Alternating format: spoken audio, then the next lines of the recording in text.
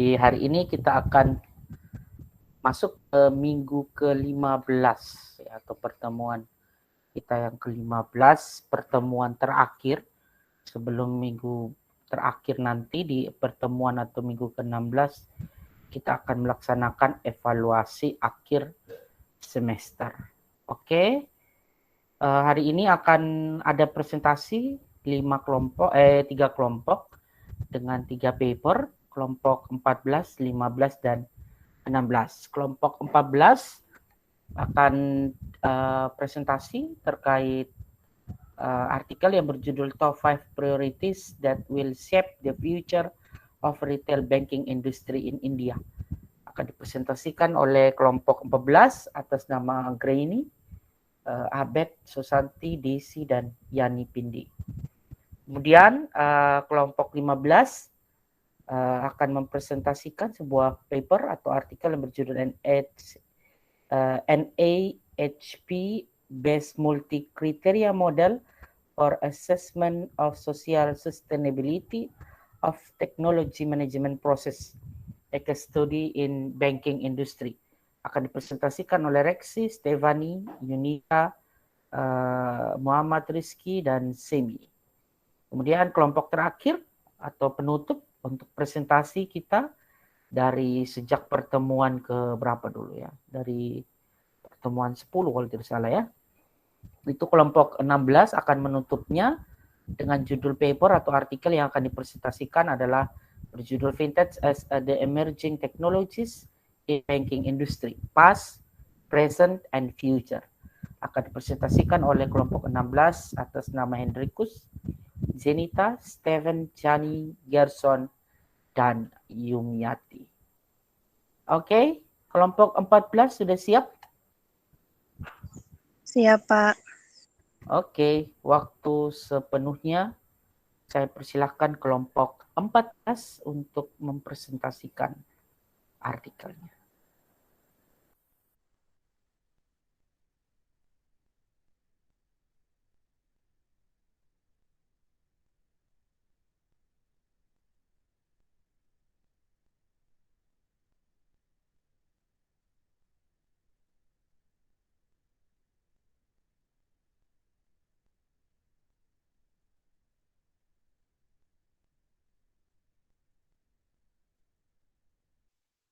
Jadi baik, kami dari kelompok 14 akan mempresentasikan hasil di slideshow dulu itu.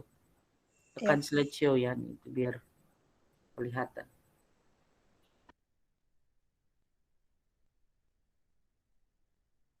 Itu ditekan sebelah tanda share itu ketiga dari atas itu.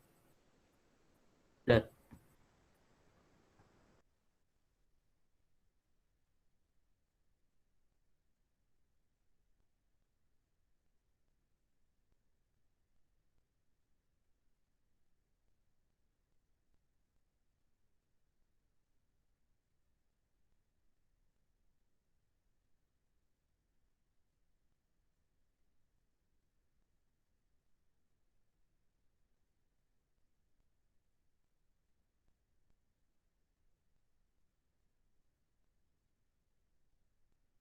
Kelompok di mana ini?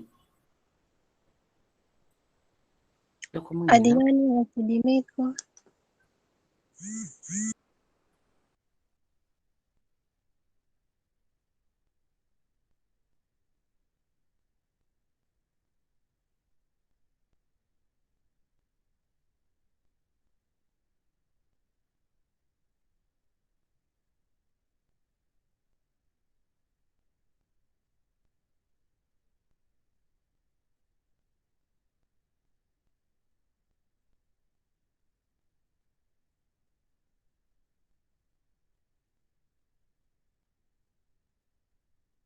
Oke, lanjut. Terima kasih atas waktu yang diberikan kepada kami kelompok 14. Kami akan mempresentasikan hasil diskusi kami. Lanjut, Ali.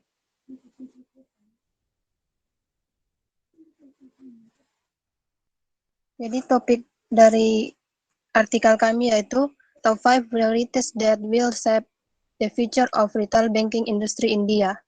yang artinya 5 prioritas teratas yang akan membentuk masa depan industri perbankan retail di India.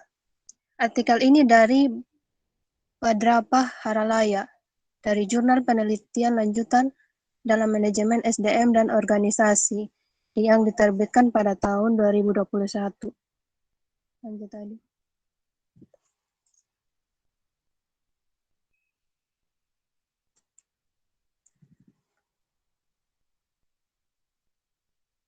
Perbankan retail mengacu pada penyampaian layanan keuangan oleh bank kepada pelanggan individu daripada kepada klien korporat, perusahaan atau bank lain. Produk utama perbankan retail meliputi rekening tabungan dan transaksi, hipotek, pinjaman pribadi, kartu debit, dan kartu kredit. India mengalami lonjakan perbankan retail setelah memperkenalkan reformasi sektor keuangan pada tahun 1992. Industri perbankan retail di India dengan cepat muncul sebagai salah satu kontributor utama bagi pertumbuhan ke seluruh sektor perbankan di masa lalu. Dalam lingkungan bisnis saat ini, industri perbankan India menetapkan penetapan strategis pada produk perbankan retail untuk memastikan profitabilitas dan hubungan pelanggan yang langgeng. Lanjut tadi. 5 prioritas teratas yang akan membentuk masa depan industri perbankan retail di India. Signal of change atau belum lagi.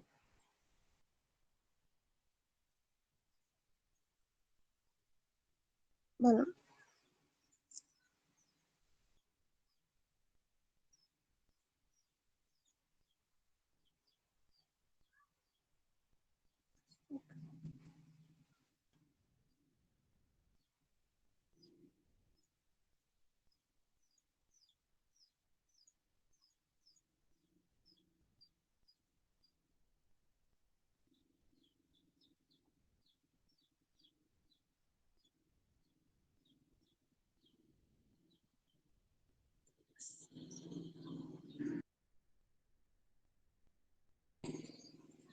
Sinyal of change atau sinyal perubahan. Sekarang perbankan retail menghadapi lingkungan yang lebih kompleks dari sebelumnya, sementara pandemi COVID-19 telah membentuk kembali lanskap sosial ekonomi.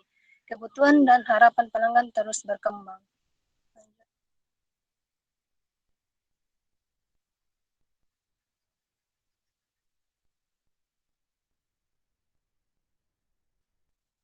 Slide berikutnya dibacakan oleh Abednego.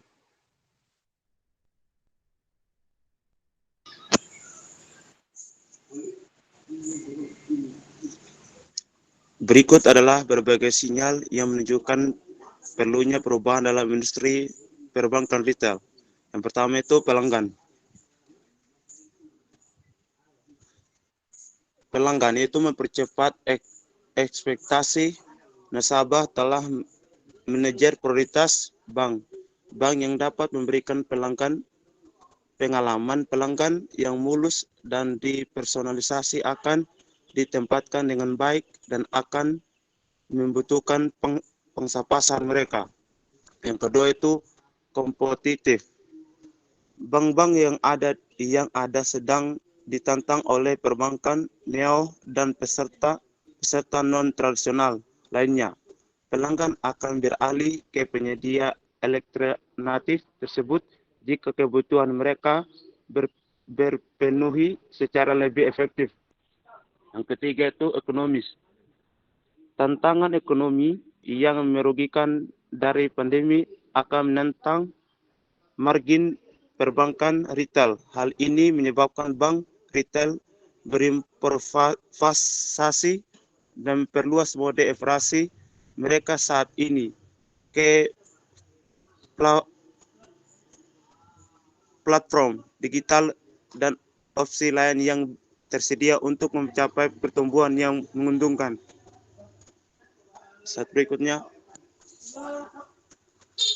Berikut adalah berbagai sinyal yang menunjukkan perlunya perubahan dalam industri perbankan retail. Yang pertama itu peraturan.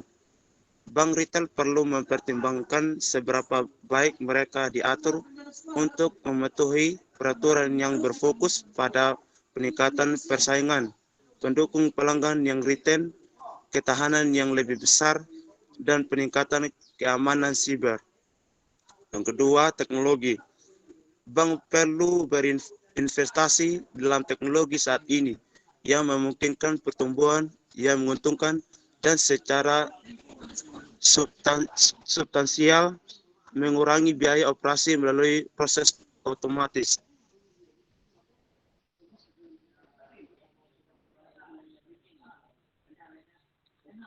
Peluang pertumbuhan dan tantangan perbankan retail di India.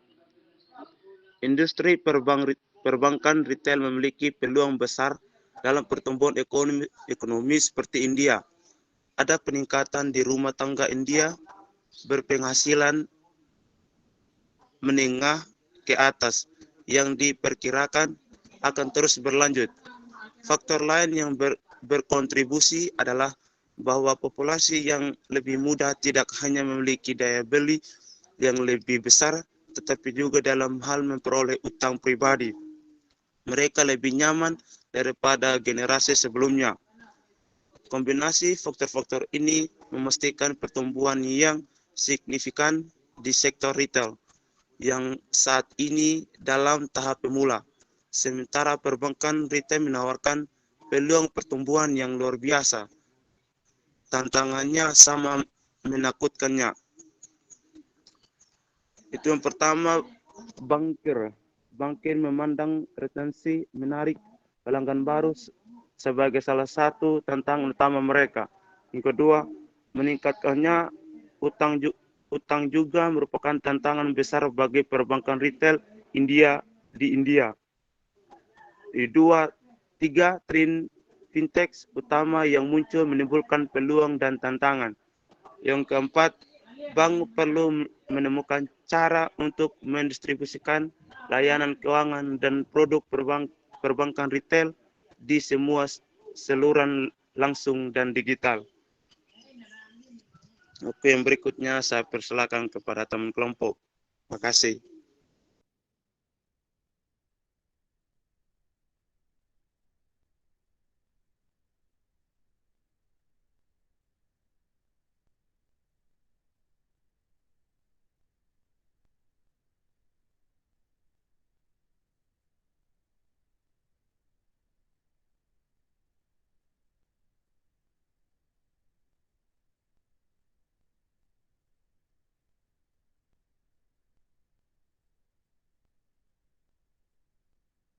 Hello? Anybody? Kelompok? Kelompok? Anggreni.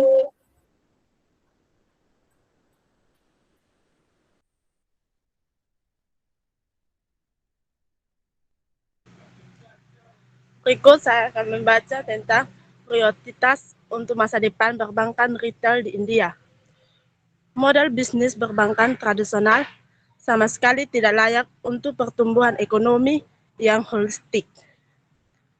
Bank perlu mengambil sikap terhadap lanskap masa depan dan ketidakpastian.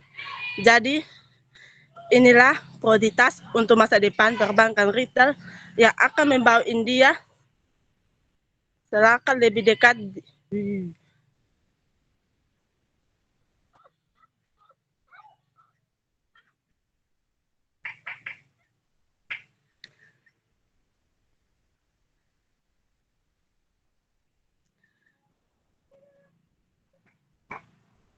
berikut model bisnis yang berpusat pada pelanggan. Bank akan mengatur diri mereka sendiri menurut pelanggan mereka, bukan produk atau saluran. Mereka akan mengenali keunikan pelanggan mereka dan akan menyesuaikan penawaran mereka untuk memenuhi kebutuhan mereka daripada mendorong produk mereka. Yang berikut, media sosial akan menjadi medianya. Di masa depan perbankan retail, media sosial akan menjadi media utama untuk menghubungkan, terlibat, menginformasikan, dan memahami perilaku nasabah. Ini juga akan menjadi platform di mana pelanggan akan meneliti dan membandingkan penawaran bank. Yang berikut, hubungan pelanggan.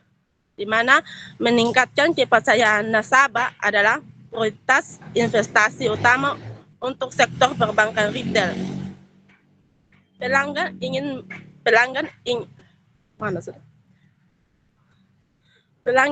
ingin bank mereka bertanggung jawab secara sosial. Bank akan sangat diuntungkan dengan mengambil peran kepemimpinan dalam debat publik. Bank akan menginformasikan dan mendidik masyarakat tentang keterampilan keuangan dasar, ekonomi, dan manfaat mendasar dari perbankan.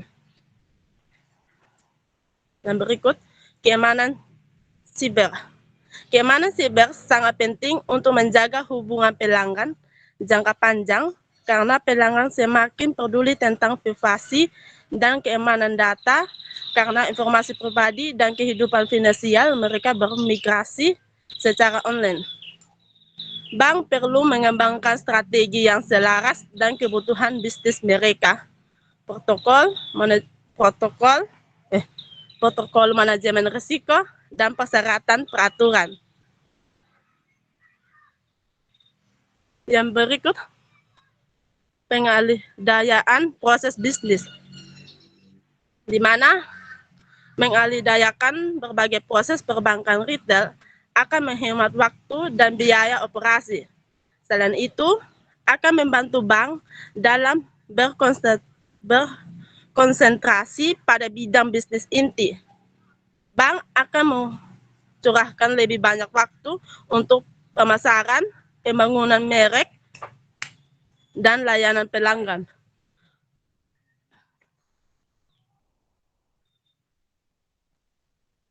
Berikut dibaca oleh teman kelompok.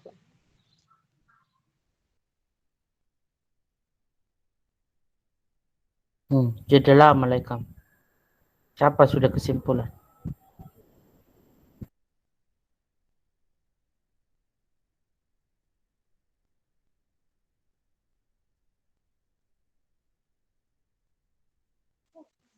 Kesimpulan, industri jasa keuangan termasuk perbankan retail adalah mengalami perubahan dramatis karena perilaku pelanggan yang berubah dengan cepat. Meningkatnya harapan proliferasi saluran, gangguan, inovasi, dan teknologi baru. Pemerintah di seluruh dunia memandang perbankan retail sebagai kunci untuk mencapai inklusi keuangan yang lengkap. Bank retail perlu menangani prioritas ini dan memastikan mereka berada di posisi yang baik untuk berhasil di masa depan. Sekian presentasi dari kelompok kami 14. Mungkin teman-teman ada yang mau bertanya, silakan. Ya, silakan. Saya, Pak. Jika ada yang ingin ditanyakan, ya Saya, Pak. silakan Anggreni. Tadi di bagian prioritas untuk masa depan perbankan retail di India. Di situ ada dikatakan model bisnis perbankan tradisional sama sekali tidak layak untuk pertumbuhan ekonomi yang holistik. Itu dikatakan tidak layak, itu maksudnya seperti apa? Apa alasannya sehingga disebut tidak layak? Kemudian bank perlu mengambil sikap terhadap lanskap masa depan dan ketidakpastian. Itu maksudnya seperti apa? Sekian saja, Pak. Terima kasih. Ya, tanya ke peneliti. Mana kelompok bisa jawab itu? Ya, silakan. Kenapa sampai ada kalimat di dalam artikel itu yang bilang bahwa yang bagian Anggreni tadi kalau tidak salah ya, bahwa tidak layak gitu loh. Perbankan konvensional itu tidak layak dalam konteks perekonomian yang holistik. Kenapa bisa begitu? Apakah ada penjelasan atau kenapa bisa sampai begitu? Silahkan. Kelompok begitu, Pak. Sama kedua tadi apa ya? Kedua tadi yang bagian ini bank perlu mengambil sikap terhadap lanskap masa depan dan ketidakpastian. Itu maksudnya bagaimana, Pak? Saya kurang paham, Pak. Ya. Terima kasih. Ya. Seperti apa bank harus menyikapi the future-nya, masa depannya? Silakan kelompok.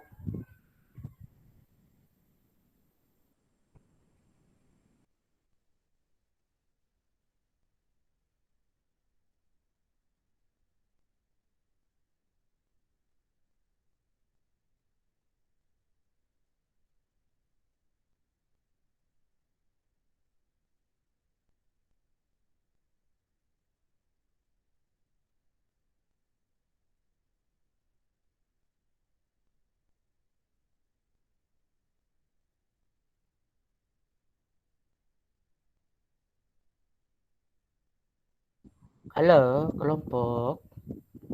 Jangan tenang membisu. Monggo dijawab.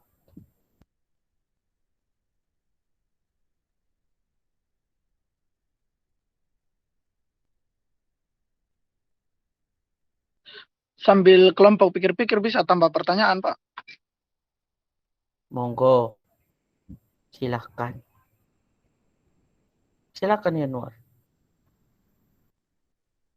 Supaya kita jangan Jadi baik, terima kasih. Iya. bosan. Baik, Pak. Menunggu. Terima kasih buat kesempatan, Ya. Pak. Tadi di kesimpulan, teman-teman singgung pemerintah di seluruh dunia atau memandang perbankan retail itu sebagai kunci untuk mencapai inklusi keuangan yang lengkap. Mengapa pemerintah di seluruh dunia itu udah memandang perbankan retail itu sebagai kunci mencapai inklusi keuangan yang lengkap? Itu dasar, Pak. Makin pusing kelompok. Sudah cukup 2 saja. 3 pertanyaan dengan 2 penanya. Silakan. Kenapa sampai ada kesimpulan bahwa pemerintah menganggap bahwa bank seluruh dunia itu sebagai bank retail ya khususnya itu sebagai kunci ya untuk meningkatkan atau melengkapi inklusi keuangan. Nah, silahkan. Sebenarnya saya mau tanya yang sederhana. Bank retail kalian tahu tidak bank retail itu apa? Kan ada bank, jenis-jenis bank itu ada banyak ya. Nah di artikel ini dia bilang bank retail. Saya tambah 1 pertanyaan deh. Kelompok, bank retail itu apa? Silakan kelompok. Jangan diam nah, kasih hidup kamera sedikit. Supaya kita tahu kamu ada di mana. Itu, atau dijawab sedikit, buka volume suaranya gitu ya. Kalau kalian diam ini, ya kita bingung juga. Silakan kelompok.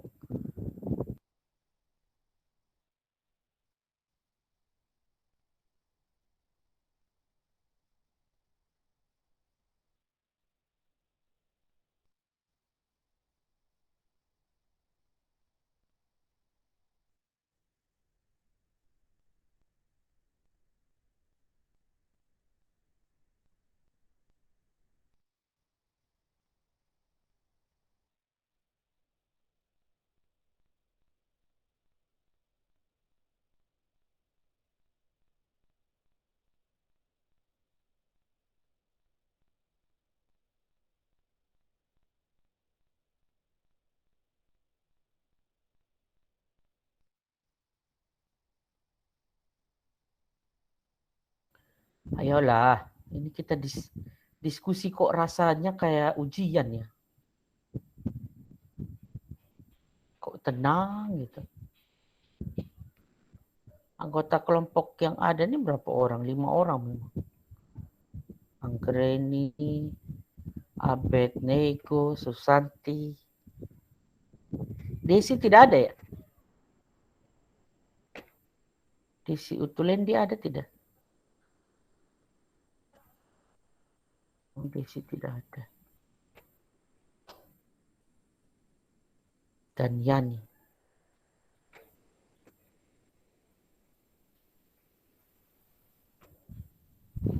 Malah kita ajak diskusi kok jadinya.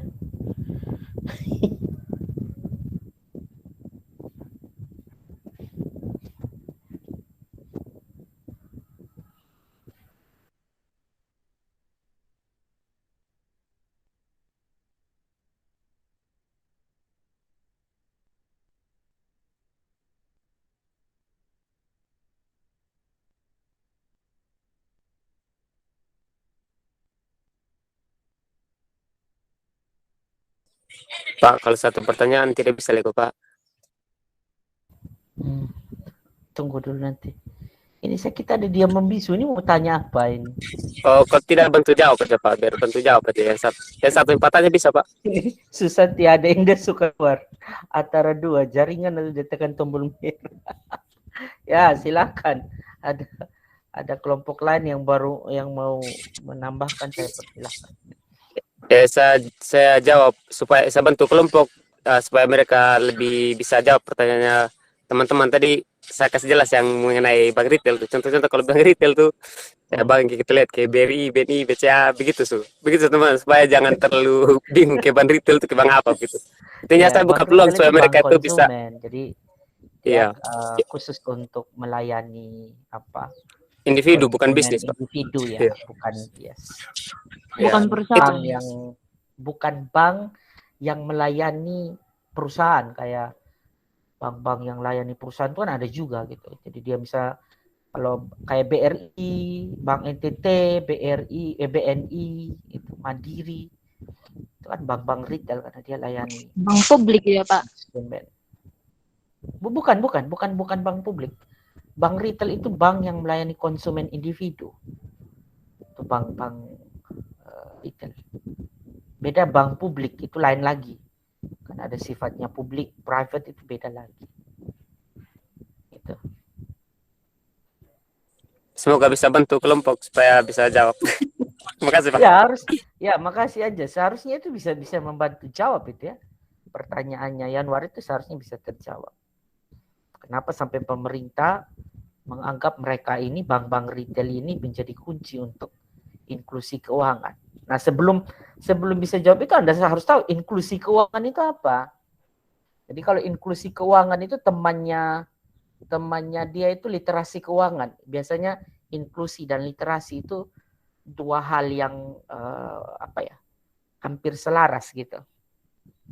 Jadi kalau inklusi keuangan itu lebih ke arah, kalau literasi keuangan kan pemahaman seseorang terkait finance atau keuangan gitu, baik itu secara individu maupun secara level-levelnya, ada tingkat-tingkatannya gitu.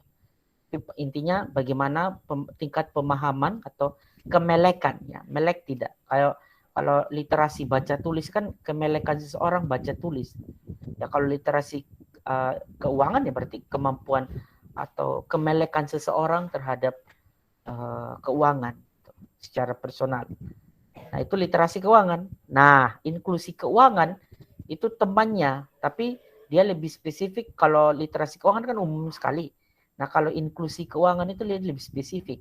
Itu soal bank ya, soal pengetahuan seseorang itu terkait perbankan.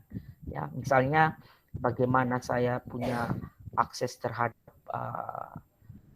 pinjaman di bank seperti itu, atau layanan keuangan formal di bank lah, intinya seperti itu.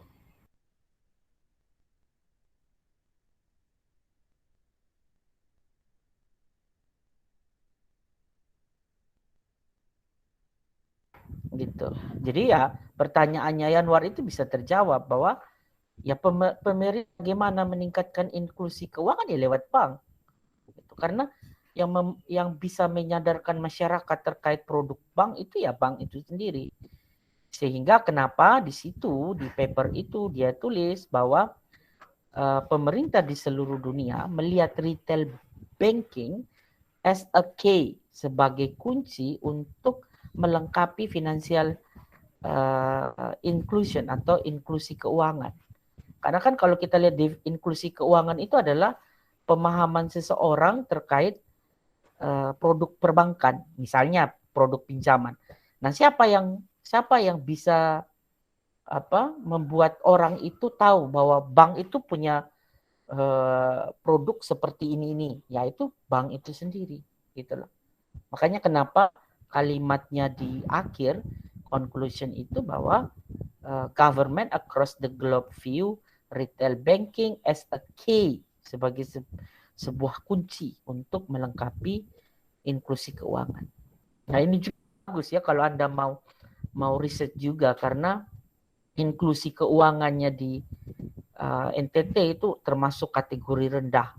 Dia sama juga dengan literasi, inklusi dan literasi keuangan di NTT itu terkategori, atau di Sumba Timur saya pikir juga itu terkategori rendah gitu. Karena banyak bukti juga riset yang menunjukkan bahwa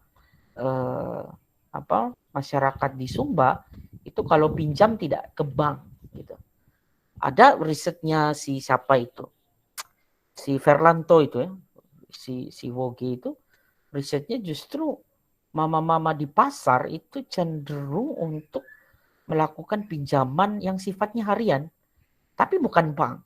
Dan itu mereka berani untuk itu ya, ambil itu, padahal pinjamannya lebih tinggi, bunganya jauh lebih tinggi. Itu juga saya pikir ada unsur-unsur apa ya, perilaku keuangan juga yang bisa diriset di situ gitu. Nah, itu masalah gitu. Itu ya, Yanwar ya. Sudah bantu kelompok jawab. Soalnya gigi asam, pertanyaan-pertanyaan Siapa? mudah ya. Gitu. Pertanyaannya mudah, tapi Anda selesai dulu konsep-konsep dasarnya gitu ya. Ini kayak kata kuncinya tadi, inklusi keuangan gitu. Nah, sekarang pertanyaannya Anggreni saya tidak mau bantu jawab. Coba kelompok apa diskusikan atau jawab. Silakan.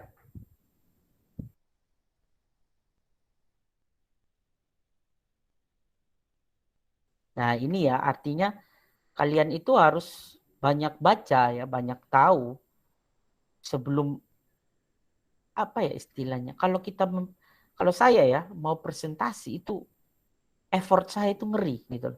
Kalau saya mau presentasi sesuatu yang bukan tulisan saya gitu, saya harus tahu apa yang saya mau presentasi gitu. Karena kalau saya tidak tahu itu, waduh, menurut saya mau presentasi dengan hanya membaca artikel itu saja tidak bisa. Jadi apalagi ada istilah-istilah baru, istilah-istilah yang tidak dijelaskan di artikel itu dengan detail. Nah, itu saya biasanya search, saya cari gitu. Nah, itu ada juga seperti itu nantinya. Kadang Anda kalau skripsi itu saya lihat Anda hanya memfokuskan pada apa yang Anda tulis gitu. Tapi sebenarnya tidak pada konsep secara keseluruhan. Misalnya Anda singgung kayak tadi paper ada inklusi keuangan, tapi Anda tidak tahu apa itu. Jangankan itu, retail banking aja saya tanya tadi Anda kelompok tidak bisa jelaskan. Nah, ini maksud saya dari yang lalu-lalu saya sudah ingatkan bahwa kalau mau presentasi itu siap semua hal gitu ya. Siap semua hal. Gitu. Oke, kelompok sudah bisa menjawab pertanyaannya Anggreni?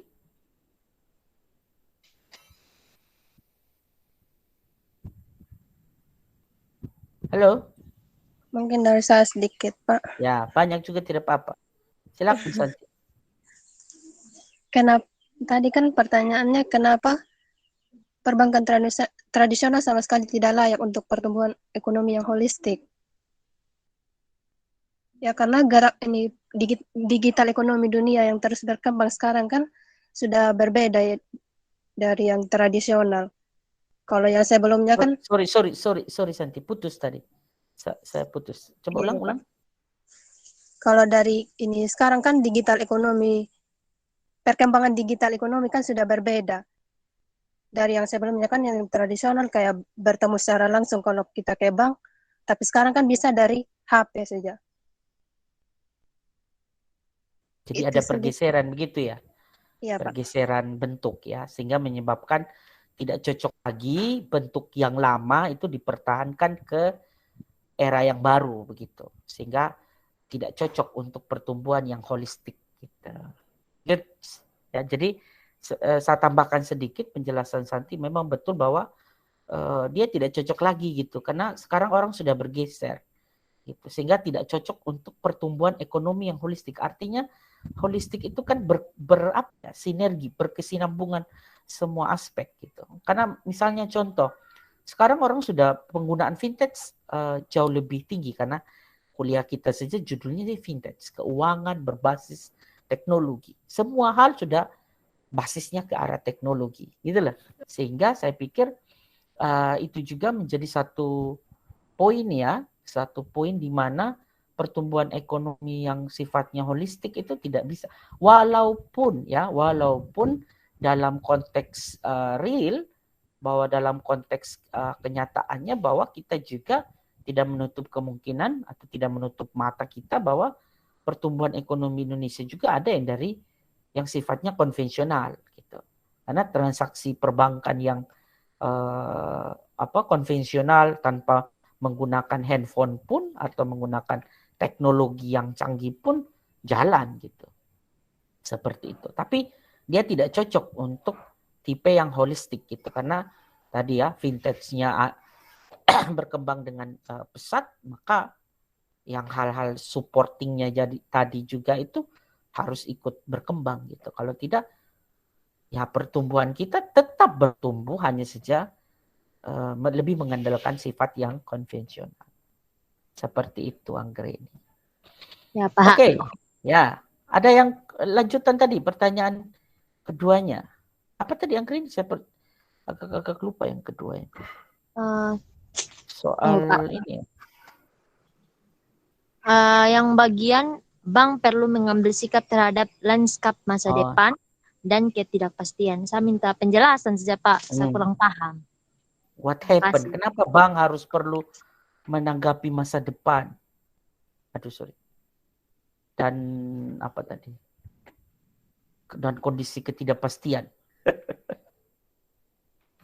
Ya, prinsipnya kalau, ya saya tidak tahu oleh kelompok di mana, kita diskusi aja. Kalau terkait bank itu memperhatikan ketidakpastian, yes, karena dunia ini sangat-sangat cepat ya, berubahnya itu cepat sekali. Kalau Anda tidak upgrade atau kita tidak menyesuaikan dengan perubahan, ya istilahnya kan kalau kita dengan zona nyaman, gitu. Wah, saya dulu buat begini bagus, nah dulu, gitu. Kalau Anda buat itu ketika Anda semester 1, ya, gitu. Anda belum, dulu semester 1 kan Anda belum ada kuliah online gitu ya. Zona nyaman Anda sangat-sangat tinggi gitu. Kuliah offline gitu. Zaman sekarang kuliah online gitu. Dosen kalau dulu, wah saya ketat gitu. Wah harus kumpul tugas sekian. Zaman sekarang EGP gitu. Belajar mandirinya harus kuat gitu. Nah itulah.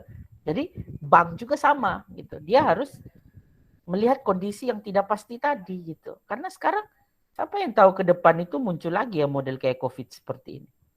Kita dilarang untuk beraktivitas, dilarang untuk kemana-mana, ya mau tidak mau kita harus menggunakan vintage atau bank tadi ya, menggunakan cara-cara baru gitu untuk menyesuaikan dengan perubahan-perubahan yang terjadi. Dan itulah yang disebut sebagai masa depan gitu. Ya, masa depan. Coba aja Anda nonton YouTube-nya Dr. Indrawan itu yang saya sering putar dulu di sesi awal kita kuliah soal vintage. Itu dia jelaskan soal metaverse bagaimana, atau di YouTube-nya Deddy Corbuzier itu waktu diwawancarai Dr. Indrawan, Anda nonton deh gitu. Bagaimana metaverse itu membawa akhirnya kita punya istilahnya karakter di dunia lain gitu ya. Jadi kita hidup kayak di dua dunia, dan itu mau tidak mau ya kita harus beradaptasi gitu.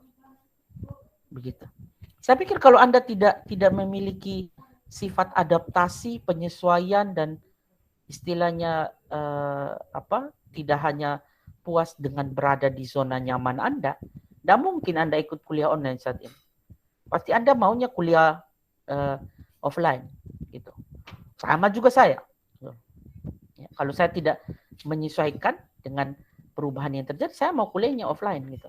Karena menurut saya lebih bisa bereksplorasi jauh lebih baik gitu. Ya, dengan offline gitu misalnya. Tapi buktinya kita beradaptasi kok. Hari ini semua ada di depan handphonenya masing-masing. Tidak perlu ruang, ya, tidak perlu bangku. Kita kuliah. Iya. Anggreni dari rumah. Yanwar dari rumah. Rovinus dari rumah. Jensen dari rumah.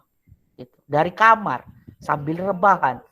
Why not? Gitu. Siapa yang larang Anda untuk rebahan? Intinya mendengarkan materi kuliah saya. Ya sama juga di bank gitu kan. Bagaimana bank-bank itu beradaptasi gitu. Apakah mesin ATM cukup? Tidak cukup. Gitu. Apa? Kalau saya lupa bawa kartu ATM, saya bisa transaksi. Coba. Sekarang kalau saya lupa kartu ATM, bisa saya tarik uang tidak? Ada yang sudah pernah tarik uang Tidak, Pak. tanpa kartu ATM? Pakai buku, coba pakai slip. Nah, udah bisa pakai handphone kita, bisa itu. Pakai mobile banking, Pak. Belum Iya, pernah. harus ada mobile bankingnya. Iya. Harus ada mobile banking baru bisa, Pak. banking. Yes. Kalau lupa ATM baru ada mobile banking, Pak, pulang rumah dulu, Pak. Ya nggak bisa, iya toh. Makanya tadi saya bilang, artinya bisa dengan handphone kita, asalkan kita punya mobile banking tadi. Bahwa artinya gini, bank itu beradaptasi gitu loh. Tidak kaku gitu. Tidak kaku. Gitu. Beradaptasi gitu. Coba sekarang kita mau belanja, lupa bawa uang tunai. Wih, uang ada di ini apa nah? Di OVO atau di OVO, Dana atau di link aja. Kan tinggal main scan sekarang. Gitu. Tidak ada lagi bilang Klik langsung jadi, Pak. iya, tidak ada lagi bilang uang kecil tidak ada. Itu bentuk dari apa namanya? Transformasi ya, penyesuaian dan ketidakpastian tadi dijawab dan itu masa depan gitu loh. Bang itu ke sana menujunya. Bahkan Tapi kalau di Sumba belum bisa, Pak. Kalau di Sumba belum bisa pakai begitu, Pak. mungkin bukan tidak bisa, hanya saja kita infrastrukturnya yang tidak siap gitu. Kalau saya lag-nya bukan di orangnya tidak bisa, bahwa infrastruktur. Ya geser sedikit mati gimana. Jadi ya otomatis tidak support gitu. Tapi bahwa di beberapa titik yang bisa ya silakan gitu. Kayak misalnya di Wengapu, di sekitaran Wengapu. Lebih ke belum mau kayaknya, Pak. Kalau saya bukan belum mau, kalau saya infrastrukturnya dulu gitu. Karena ya kita tidak ada infrastrukturnya gimana coba? Saya tanya. Iya, Pak, betul, Pak. Betul. Infrastruktur tidak ada. Mau bagaimana? Bila bisa gini, kita buat pelatihan atau kita buat bagaimana masyarakat ini melek keuangan, literasi keuangannya baik. Kita pergi sudah kasih pelatihan atau katakanlah kita pengabdian masyarakat di Desa Kiritana.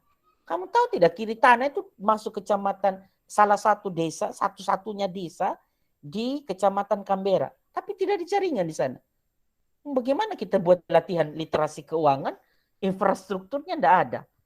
Bagaimana Anda suruh orang sana pakai ATM, sedangkan atau bertransaksi secara digital, tapi akses ke sana tidak ada, akses infrastrukturnya tidak ada gitu.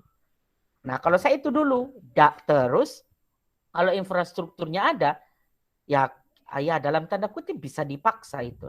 Kalau bilang belum mau, saya pikir bisa dipaksa gitu.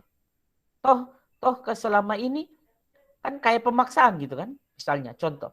Anda pernah ini waktu kita kan rame-rame dulu kan listrik pakai dulu baru bayar kan listrik. Iya, Pak, iya, Pak. Nah, Iya, sekarang betul apa? sekali. Sekarang dia ganti kan? Silahkan Ganti Anda pakai pulsa. iya, isi pulsa dulu baru Anda bisa pakai listrik. Apa yang terjadi?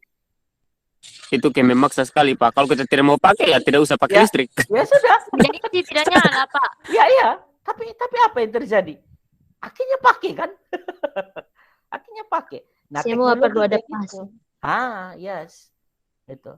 Contoh sekarang, ini Google Chrome ini per tanggal 5 Januari tidak bisa diakses di Windows 7. Gitu. Hanya bisa minimal diakses di Windows 11. Apa yang terjadi? Itu kan memaksa orang pakai Windows, bukan Windows 7, pakainya Windows 11. Mau tidak mau, karena Chrome itu lebih cocok dengan produk-produknya Google gitu. Ya sudah, siapa yang mau sekarang apa yang Anda mau dengan Windows 7 nggak bisa pakai Chrome atau update? Nah, itu loh. Nah, makanya saya bilang di bank juga begitu konteksnya.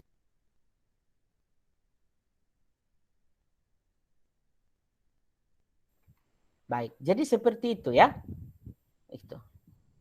Kelompok pertama ini sebenarnya papernya bagus ya, ngajak diskusi, cuman kelompok kayaknya masih malu-malu, bukan belum siap, masih malu-malu. Oke ya, saya pikir kita sudah hampir 1 jam kita mengulas topik yang pertama, top 5 priorities that will shape the future of retail banking industry in India. Oke, saya pikir cukup untuk kelompok 14. Pas ya? Yang lain bagaimana? Kita pas untuk kelompok ini? Pas, Pak. Oke. Ya. Kita bergeser ke kelompok 15. Silakan kelompok 15. Kelompoknya Reksi, Stefani, Yunita, Muhammad Rizky, dan Semi. Waktu dan kesempatan saya persilahkan.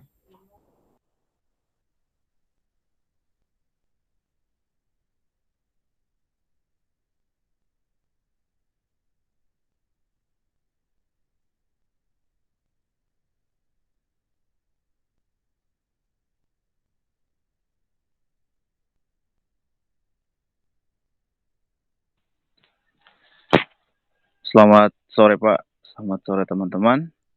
Terima kasih untuk kesempatan yang diberikan pada kelompok kami. Kami dari kelompok 15 akan mempresentasikan artikel yang berjudul Model Multi Kriteria Berbasis AHP untuk Penilaian Keberlanjutan Sosial Proses Manajemen Teknologi, Studi Kasus di Industri Perbankan.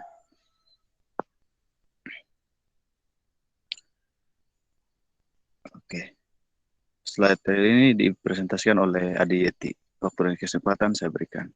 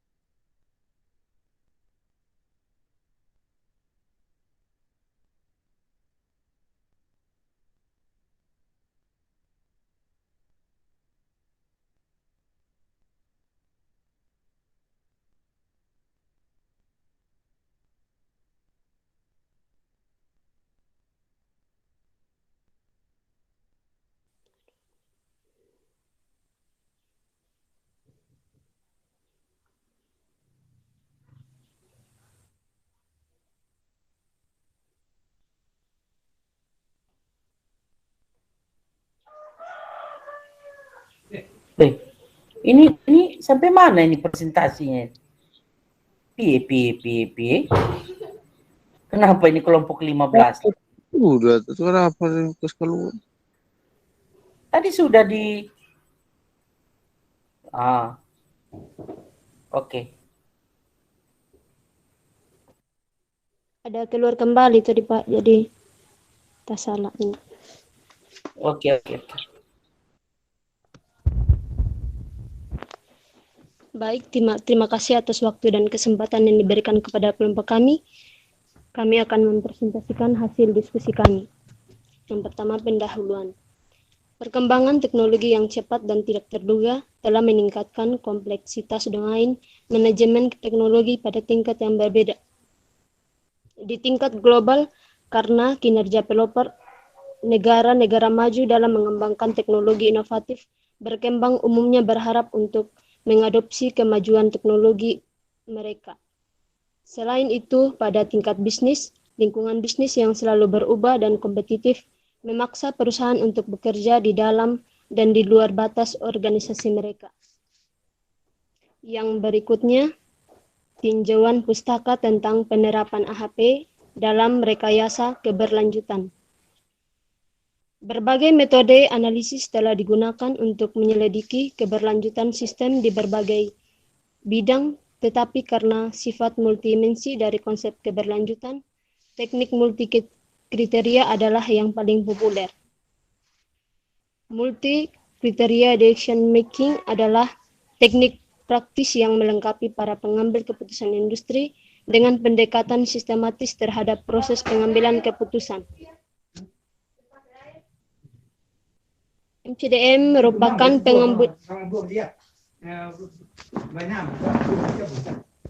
Maaf Pak, berikut. MCDM memungkinkan pengambilan keputusan menghadapi masalah keputusan yang kompleks untuk melakukan kompromi atau trade-off antara berbagai alternatif yang tersedia yang meningkatkan kualitas penilaian mereka. Berbagai metode yang dikembangkan di bawah domain MCDM cocok dalam rekayasa keberlanjutan. Memilih metode yang tepat mempengaruhi kualitas keputusan multi kriteria. Kemampuan untuk mengusulkan keputusan yang diambil berdasarkan utilitas terukur dari objek yang memasuki proses pengambilan keputusan adalah fitur penting dari metode prioritas. Selanjutnya dibaca oleh Stefani. Metodologi dan bahan. Yang pertama, model keberlanjutan sosial manajemen teknologi. Dalam langkah akuisisi dan eksploitasi, alternatifnya berkisar dari metode internal sepenuhnya hingga metode eksternal sepenuhnya. Metode eksternal mungkin termasuk usaha patungan, lisensi, dan perjanjian kontrak, sementara yang internal mungkin sama tetapi terbatas pada batas internal perusahaan. Dengan demikian, berbagai alternatif yang tersedia harus diperkenalkan oleh panel ahli dan diintegrasikan ke dalam hierarki keputusan. Yang kedua, penerapan TMSS di bidang perbankan. Untuk mengevaluasi kinerja TMSS, kami menerapkannya di organisasi nyata yang menangani masalah pengambilan keputusan manajemen teknologi. Karena perkembangan layanan berbasis teknologi yang luas dan meningkat, teknologi sektor perbankan memiliki hubungan yang serius dengan sebagian besar masyarakat, termasuk pelanggan, pegawai bank, dan bagian serius dari rantai nilai pengembangan teknologi di industri TI. Oleh karena itu, menganalisis dampak sosial dari perkembangan teknologi sangat berarti di sektor perbankan. Yang berikut, membangun hierarki keputusan. Untuk membuat hierarki keputusan untuk 3 langkah proses TM, pertama kita harus mengidentifikasi alternatif yang berbeda di masing-masing langkah. Di Agribank Iran, ada berbagai macam layanan yang ditawarkan kepada pelanggan melalui e-banking, termasuk anjungan tunai mandiri, point of sales, internet banking, telepon banking, dan mobile perbankan. Setelah penilaian layanan yang diberikan oleh masing-masing dari mereka dan pendapat panel ahli, kami mengesampingkan POS karena layanannya terbatas dibandingkan dengan alternatif e-banking lainnya. Yang berikutnya, pengumpulan data dan pembuatan matriks perbandingan. Pada awal penerapan model di Agribank, panel ahli dibuat untuk menemani kelompok riset dalam berbagai langkah proyek. Anggota panel yang terdiri dari 4 orang spesialis dan manajer departemen lead bank tersebut merupakan pakar dalam pengembangan layanan keuangan di sistem perbankan. Setelah memilih kriteria sosial, mengidentifikasi alternatif, dan membangun hierarki keputusan, mereka diminta untuk melengkapi matriks perbandingan atau matriks pembobotan kriteria dan matriks perbandingan alternatif. Yang berikut akan dibacakan oleh Kakak Semi. Analisis sensitivitas berbasis skenario. Analisis sensitivitas merupakan metode yang sering digunakan untuk mendukung hasil analisis AHP dengan mengubah bobot kriteria. Ini menindaklanjuti dampak yang dihasilkan dan kemungkinan perubahan prioritas. Perubahan minimum dalam prioritas baru setelah analisis sensitivitas memverifikasi hasil utama model.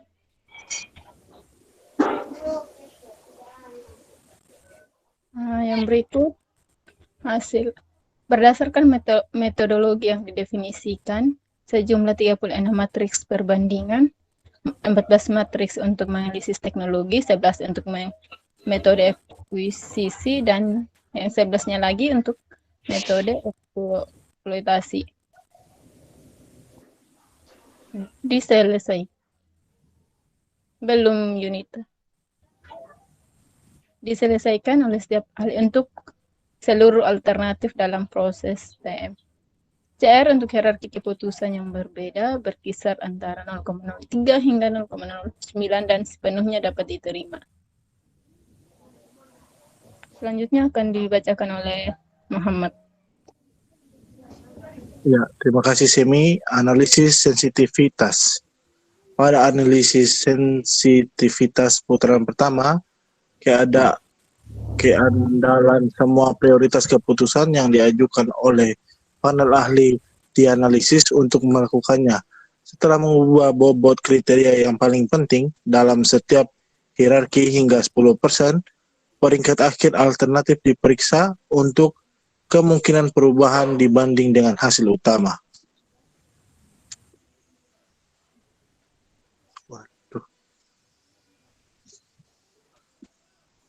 Sabar Pak, tidak semua.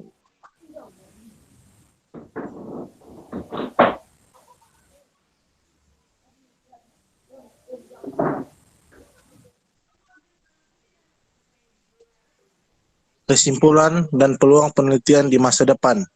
Dalam makalah ini, model pengambilan keputusan multi kriteria diusulkan untuk mengevaluasi keberlanjutan sosial dari alternatif keputusan di antara proses manajemen teknologi. Setelah meninjau literatur, AHP dipilih sebagai basis analisis model karena kemampuan dan popularitasnya dalam penilaian keberlanjutan. Kemudian untuk mengevaluasi kinerja model tersebut, diimplementasikan di salah satu bank tertua di Iran Agrari Bank. Dalam hal ini, panel ahli yang terdiri dari 5 ahli yang bekerja di Departemen Penelitian dan Pengembangan Bank telah dibentuk. Setelah membuat hierarki keputusan untuk 3 langkah utama TM, para ahli diminta untuk melengkapi matriks pembobotan dan perbandingan alternatif. Keandalan pendapat, mereka dianalisis dengan menghitung CR dan kemudian dengan melakukan analisis aktivitas. Terima kasih. Sekian presentasi dari kelompok kami. Mungkin ada teman-teman yang mau bertanya atau mau menambahkan, saya persilahkan. Oke, baik. Silakan. Reksi sudah menawarkan tadi. Bagi siapa yang mau bertanya untuk berdiskusi, silahkan.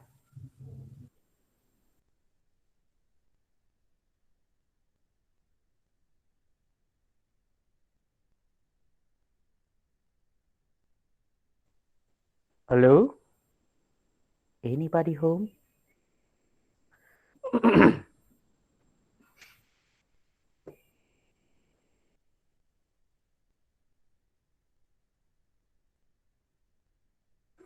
Sepertinya tidak ada yang bertanya, Rexin.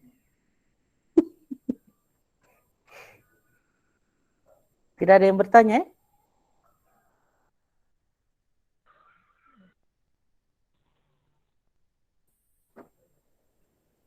Kalau tidak ada yang bertanya, saya yang bertanya sudah, supaya kita membuka diskusi.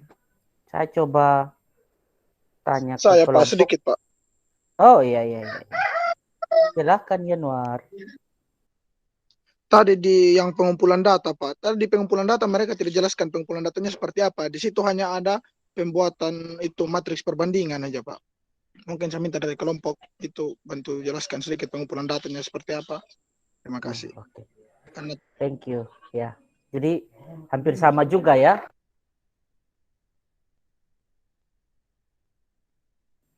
Ya, hampir sama juga dengan pertanyaan saya ya. Ini cenderung riset ke arah mana? Ke arah kuantitatif kah atau ke kualitatif? Gitu. Terus kenapa? Misalkan kalau kalian jawab kuantitatif, why? Kenapa? Dan kalau kalian jawab kualitatif, bagaimana. Terus Januar minta penjelasan terkait bagaimana peneliti mengumpulkan data. Sebenarnya tadi sudah ada disinggung ya soal bagaimana pengelompokan ya, atau urutan-urutan dalam riset ini. Nah, tapi bagaimana sih cara kumpul datanya? Tapi sebelum jawab kumpul data, jawab dulu yang pertanyaan saya. Ini riset kecenderungannya arahnya kemana? Silakan kelompok.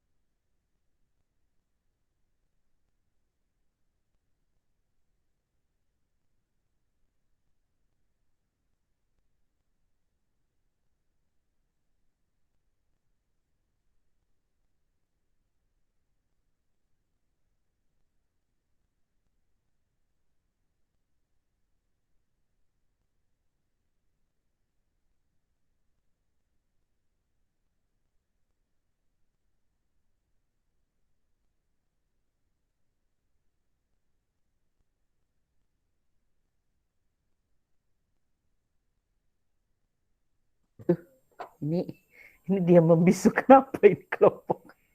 Ayo kelompok.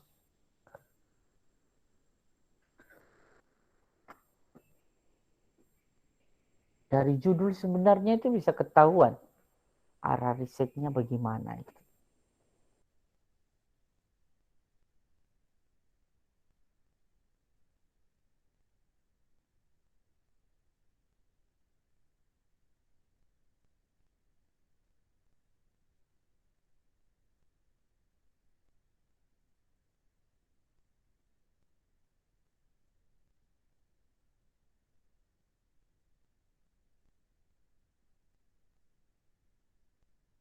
Coba kelompok baca judulnya itu.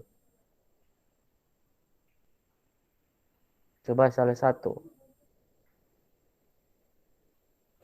Aduh, ini kelompok tenang mendayung.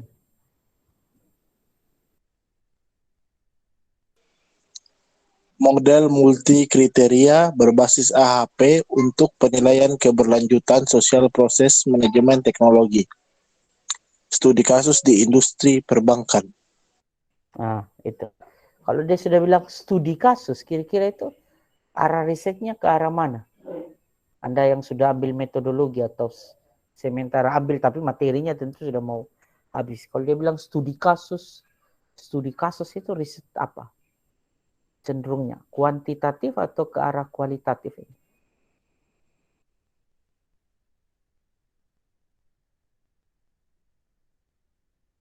Waduh. Kuantitatif, Pak. Case study itu warnanya kualitatif, ya. Jadi kalau Anda baca ini, ya, dari judul ini, ya, a case study in banking industry itu 100%-nya arahnya ke arah kualitatif. Gitu. Kenapa bisa begitu, Pak? Karena riset-riset kualitatif itu kan cenderung dia spesifik ya, membicarakan konteks atau area yang sangat-sangat spesifik gitu. Satu. Gitu. Kedua, Anda juga bisa lihat dari metodologinya. Ya. Ini kita geser ke arah metodologi. Nah, di sini ya. Ini dia menggunakan metodologi yang ada di judul juga ya, TMSS, Teknologi Manajemen Social Sustainability Model. Jadi itu dia kayak buat semacam apa ya, perankingan ya. Tadi yang Anda sudah ceritakan tadi, dia buat kayak ranking-ranking gitu, urutan-urutan, hierarki-hierarki gitu. Nanti diminta manajer untuk menentukan mana yang paling tinggi atau mana yang paling penting, mana yang paling tidak sampai paling tidak penting, seperti itu. Nah, model-modelnya seperti itu. Makanya teknik kumpul data dia ini sebenarnya lebih ke manajer di bank di Iran. Itu makanya di sini dia bilang case study in banking industry. Jadi nanti sekumpulan manajer ya yang berada di nama perusahaannya tadi bank tertua di Iran ya, yang dia riset. Apa tadi namanya? Saya lupa tadi nama banknya. Bank apa tadi? Agri Bank kah? Agri Iran kah? Apa namanya tadi? Nah, itu nanti diminta manajer-manajer atau para pengambil keputusan di sana untuk menentukan gitu. Nanti baru keluar sudah hasil-hasil ini. Gitu. Jadi kualitatif pun itu bukan berarti tidak ada angka. Tetap dia, nanti kalau kalian lihat di hasil, nah kayak gini, ini sudah mengerucut ke hasil gitu. Jadi dari sekian pertanyaan yang diajukan, dari sekian hal yang ditanyakan gitu, mereka akan susun prioritas-prioritas dan akan membentuk hasil gitu. Nah ini hasilnya. Jadi bukan berarti kualitatif itu tanpa angka. Gitu. Jadi kualitatif bisa juga dengan angka. Gitu. Hanya saja cara mengambil datanya dia tidak survei gitu, tapi dia pakai studi kasus ya di perbankan yang ada di Iran seperti itu. Maka keluar hasil ini sebenarnya hasil dari perankingan atau skor tadi. Gitu. Terus dari sini lalu dia buat grafik ya. Oh dari hasil yang kita sudah lihat, nanti dia lihat misalnya ATM itu ternyata apa yang poinnya paling tinggi. Ternyata social acceptance, jadi diterima oleh sosial. Nah ini dia mulai sudah jelaskan gitu. Kalau telepon banking itu yang paling tinggi security-nya gitu. Ya. Kemudian internet banking itu ternyata equity-nya yang paling tinggi. Gitu. Tapi security-nya rendah juga gitu. Nah, hal-hal inilah yang dia diskusikan gitu loh di dalam tulisan dia. Lalu nanti dia buat kesimpulan. Sebenarnya kesimpulannya dia ini sederhana sekali ya. Memang risetnya ribet ini. Kalau kita baca nih risetnya ribet. Tapi sebenarnya conclusion atau hasil temuan dia itu di hal yang seperti ini aja. Jadi hasil penelitian dia ini bilang bahwa internet banking, kemudian research and development internal dan internal exploitation perspektif itu merupakan keputusan ya yang paling dianggap penting gitu loh oleh manajer bank seperti itu. 3 hal itu. Nah, gitu loh. Itu riset sederhananya riset ini seperti. Tapi kalau kalian baca kalau sudah ada bilang a case study atau studi kasus itu hampir penuh dengan kualitatif. Anda jangan terkecoh dengan kalau, oh Pak, saya baca artikel dia bilang studi pada. No, kalau dia bilang studi pada itu merujuk objek risetnya gitu. Tapi kalau dia bilang case study, coba aja Anda googling. Studi kasus, itu studi kasus merupakan salah satu metode yang dipakai, salah satu teknik yang dipakai dalam analisis atau penelitian yang arahnya kualitatif seperti itu. Begitu ya. Jadi Yanwar dia kumpul datanya itu dengan cara nanti manajer keuangan manajer atau yang ada di bank, manajer di bank ya terutama itu, mereka akan menentukan keputusan. Jadi dibuat dulu. Dia model skala apa saya lupa itu di metodologi itu. Ada skala itu yang dia buat kayak perankingan. Nanti silakan urutkan mulai dari yang paling penting sampai yang paling tidak penting gitu. Nah, lalu nanti hasilnya itu mereka akan analisis lebih lanjut menggunakan angka-angka. Tapi itu hampir pasti arahnya ke kualitatif seperti itu. Ya. Begitu kelompok. Makasih Pak. Ya, begitu juga Yanwar ya. Kalau mau direplikasi, iya Pak. Agak berat juga ya. Kenapa saya bilang berat? Karena di konteks riset di kita ini kan ini level risetnya itu tinggi gitu, kecuali Anda punya kenalan manajer perbankan gitu, itu kan kalau kualitatif seperti ini agak berat gitu, karena konteks risetnya juga berat gitu. Kalau kita mau terapkan di konteks kita agak berat gitu, karena kemampuan Anda juga dengan lingkungan itu terbatas juga. Seperti itu. Ada lagi salah satu yang mau tanya artikel yang untuk kelompok 15. AHP itu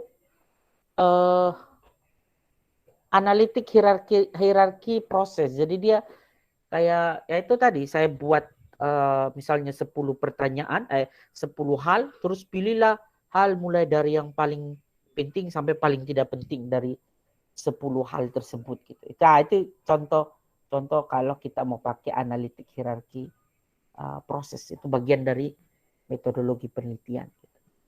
Cuman ya di metodologi penelitian kita kan cenderung kuanti ya, karena menurut kami anak S1 di manajemen itu lebih cocok Anda pakai riset yang kuantitatif untuk anak pemula. Tapi berarti menutup kemungkinan kualitatif tidak, ya boleh-boleh saja. Seperti itu. Oke, pas ya untuk kelompok 15 ya.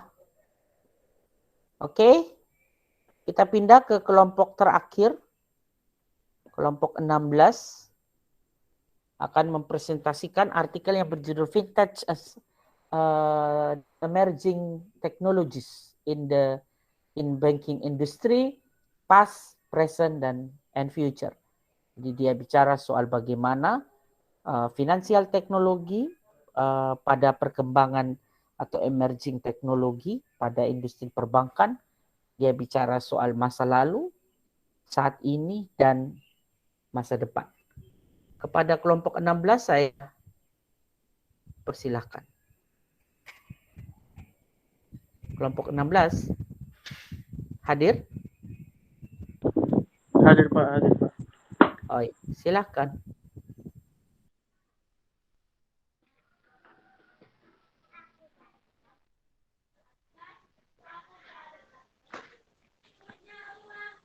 Jadi baik, terima kasih atas waktu dan kesempatan yang diberikan untuk kelompok kami.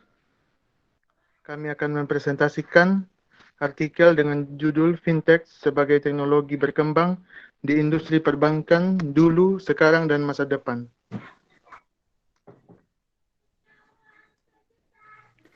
Untuk slide yang pertama akan dijelaskan oleh Stephen. Untuk Stephen saya persilakan. Teknologi keuangan sebagai teknologi semakin menjadi tren global yang diciptakan oleh akademisi, yang kini menarik perhatian regulator fintech masa lalu, sekarang, dan masa depan. Di industri perbankan, fintech merupakan industri yang menggunakan teknologi informasi yang berpusat pada ponsel atau smartphone untuk meningkatkan efisiensi sistem keuangan. Semua situs e-commerce memiliki versi berbayar khusus dari produk fintech yang dibangunkan ke dalam bisnis. Startup pun berkembang sangat pesat sebagai perusahaan jasa fintech di Indonesia, dan menurut data startup ranking terbaru tahun 2019, Indonesia menempati urutan ke-5 dalam daftar negara di dunia dengan startup berbasis teknologi terbanyak dengan total 2.182 startup. Pemerintah Indonesia telah mengeluarkan berbagai regulasi perbankan melalui Otoritas Jasa Keuangan untuk merespon ke beberapa keberadaan fintech dalam sistem perbankan. Dulu mulai tahun 1990-an, perbankan Indonesia mulai banyak menggunakan ATM sebagai inovasi sistem teknologi dalam transaksi. Selanjutnya dibaca oleh UJ.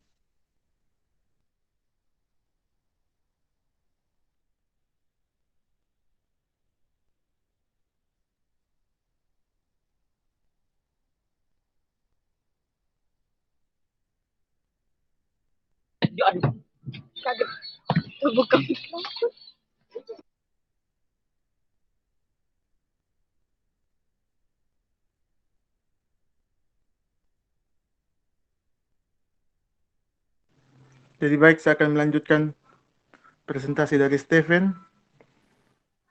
Dalam perkembangannya, fintech telah berkembang di industri perbankan dan evolusi fintech dapat ditunjukkan pada gambar berikut. Yang pertama, fintech 1.0 dari tahun 1866 sampai 1967. Perkembangan fintech fase ini memiliki ciri perpindahan dari ekosistem analog ke ekosistem digital. Dengan salah satu contohnya inovasi berupa kehadiran kabel telepon dan transatlantik.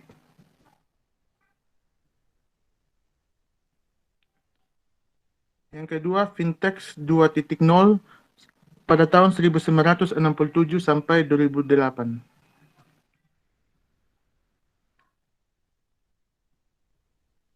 Perkembangan fintech fase ini memanfaatkan internet sebagai tulang punggung utama pertumbuhannya. Bank-bank besar telah menggunakan komputer mainframe untuk melayani berbagai transaksi dari seluruh penjuru dunia. Pada fintech 2.0 ini, beberapa inovasi layanan, beberapa contohnya yaitu adalah ATM, kartu kredit, hingga electronic forex and stock trading. Selanjutnya, fintech 3.0. Fintech pada fase ini ditandai dengan demokratisasi dan desentralisasi di bidang layanan keuangan digital. Bank-bank tak lagi menjadi satu-satunya pemain yang berdominasi dengan tumbuhnya startup di bidang finansial ini. Pada fintech 3.0 ini, munculnya layanan seperti mobile wallet, payment apps, hingga blockchain dan cryptocurrency.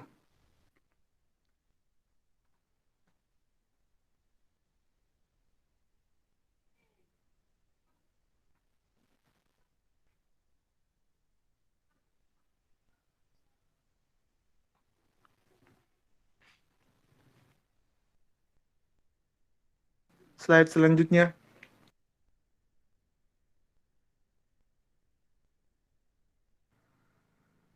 Janita tolong pindah ke slide berikutnya.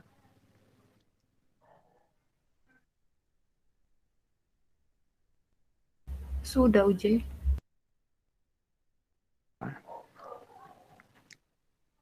Bank merupakan lembaga yang memegang peranan penting dalam perekonomian suatu negara.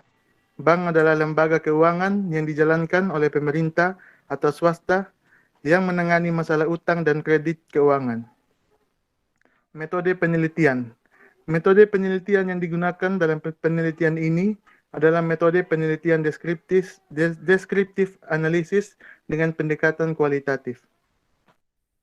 Slide selanjutnya akan dibacakan oleh Janita. Adi Yumi.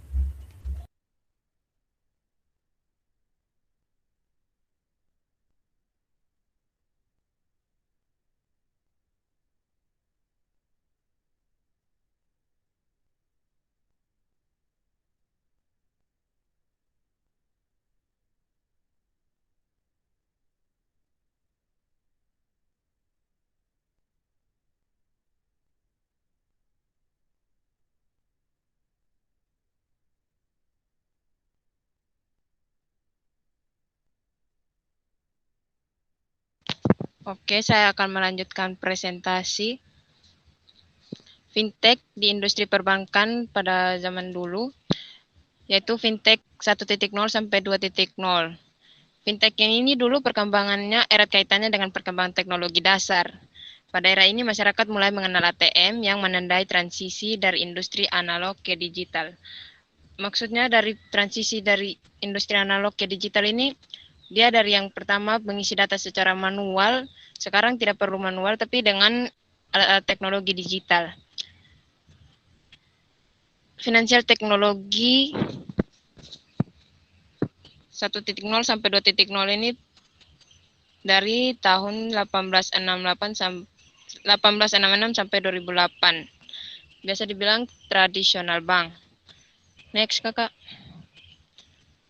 Fintech di industri perbankan saat ini. yaitu fintech 2.0 sampai dengan 3.0.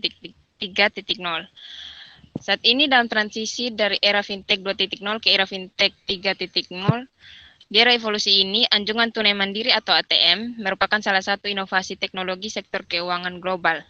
Bank di masa sekarang, komersial bank adalah perubahan cepat ke virtual banking. Sebuah bank virtual didefinisikan sebagai bank yang bukan cabang, sebagai penyedia layanan perbankan melalui sarana elektronik seperti ATM, telepon, komputer pribadi, dan internet. Fintech dan Bank Pengkreditan Rakyat Indonesia memiliki segmentasi pasar yang hampir sama dengan yang ditawarkan peer-to-peer lending kepada UKM dan pasar retail. Next, Kakak. Financial Teknologi 2.0 sampai 3.0 ini dimulai dari tahun 2008 sampai sekarang. Biasa dikatakan sebagai modern bank. Fintech di industri perbankan dilanjutkan oleh Kakak Jenita. Jadi baik, saya akan melanjutkan presentasi Fintech di industri perbankan di masa depan. Di era Fintech 3.0, teknologi terkini seperti internet dan Internet of Things semakin berkembang. Sementara teknologi data analytics akan semakin berkembang di industri perbankan menuju era Fintech 3.5. Mekanisme kerjasama tersebut merupakan peluang untuk lebih mengembangkan finansial teknologi di industri perbankan di masa mendatang. Industri perbankan di masa depan juga akan ada perusahaan fintech bank dan big tech di bisnis perbankan. Fintech bank adalah perusahaan fintech yang menjalankan bisnis seperti perbankan online. Big tech firm adalah perusahaan teknologi yang model bisnisnya berorientasi pada penggunaan teknologi digital.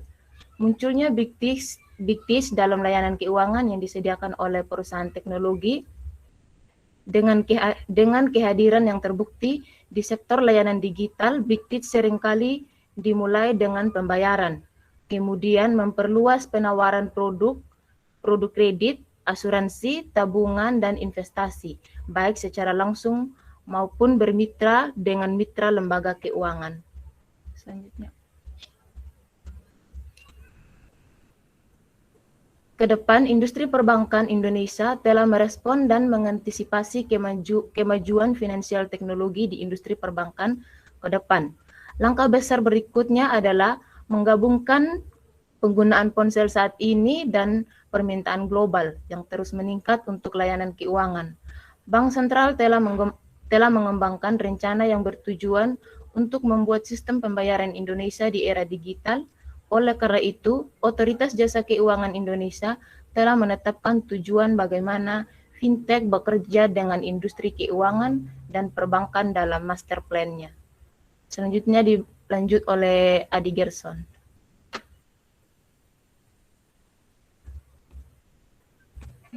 Fintech sebagai teknologi yang muncul di industri perbankan untuk masa lalu, sekarang, dan masa depan. Khususnya di Indonesia mendukung layanan keuangan yang perannya telah meningkatkan dan mengotomatisasi penggunaan layanan keuangan di industri perbankan sejak masa lalu. Dalam fenomena di Indonesia, ini terungkap adanya sinergi yang lebih baik melalui kolaborasi antara industri fintech dan industri perbankan yang diharapkan dapat meningkatkan inklusi keuangan. Lanjut slide berikutnya, Kak. Untuk kedepannya, fintech juga memiliki banyak risiko dalam implementasinya, membutuhkan kreativitas dalam merespon peran fintech dalam mendukung perbankan dan berimplikasi pada kebijakan moneter di industri perbankan.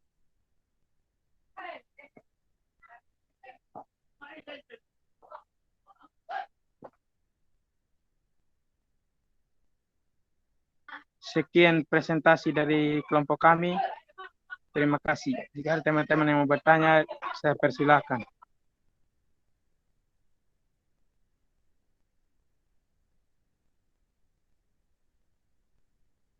Ya, sudah dibuka tuh. Yang mau bertanya silahkan.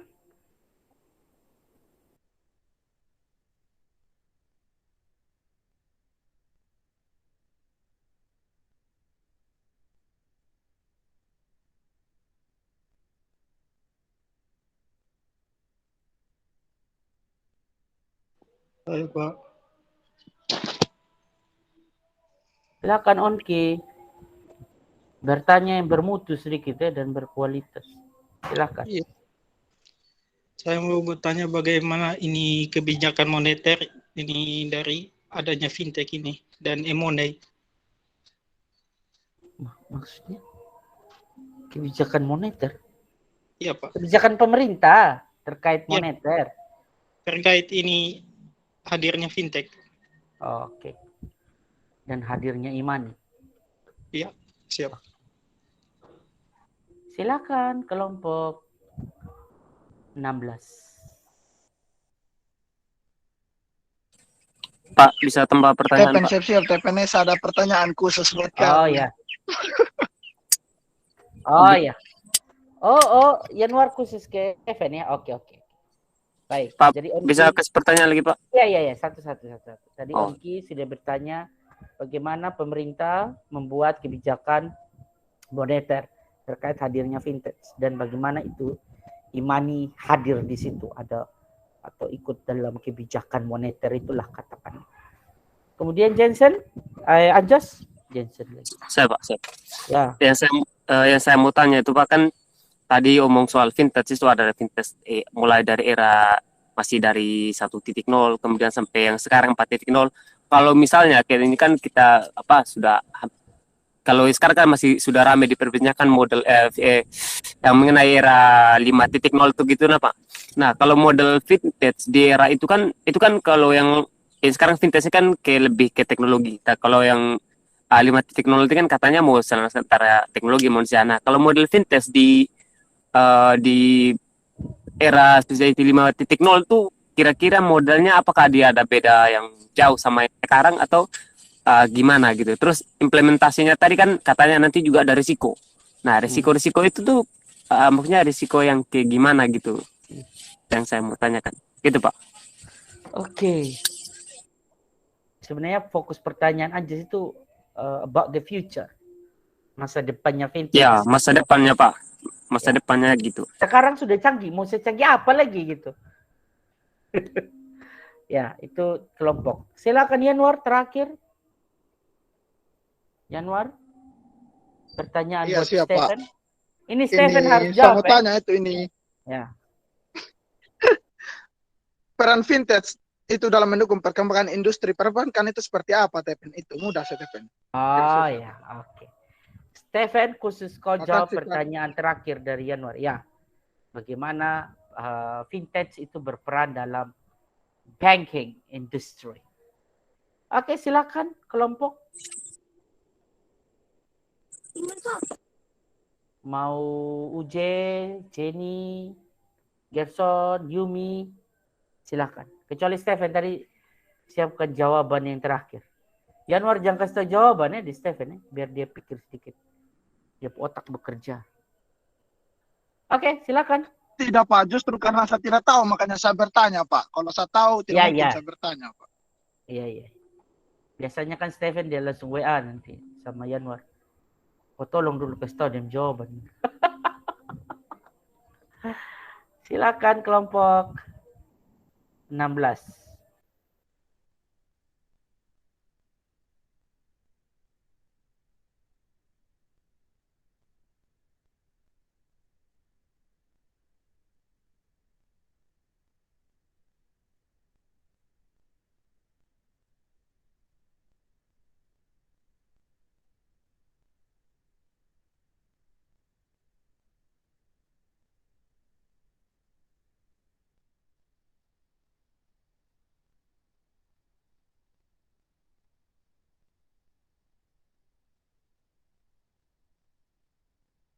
Aduh, ini kelompok 16 dia membisu apa ini?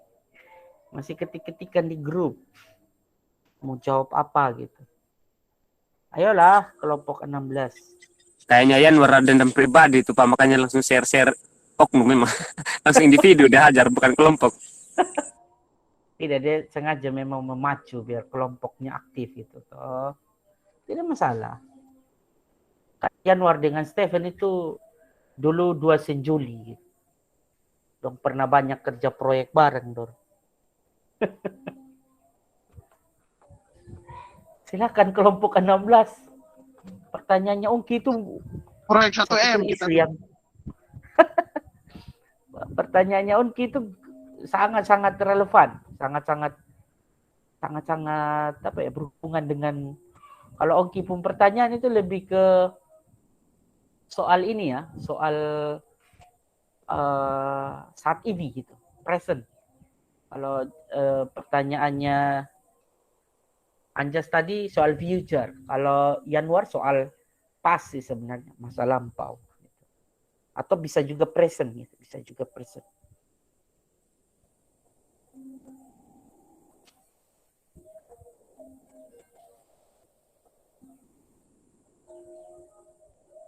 Sudah kelompok?